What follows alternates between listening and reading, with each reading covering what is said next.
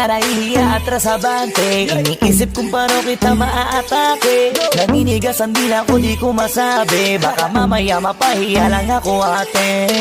Alam mo bang, itataya ko ang lahat ng kayamanan ko, maiuwi ka lang. Pero kung talagang ayaw mo, edi wag na. Para mo na rin pinatunayan na duwag ka. Kung alam mo lang ako'y hibang na, gusto ko ngayon sa akin ay malibang ka.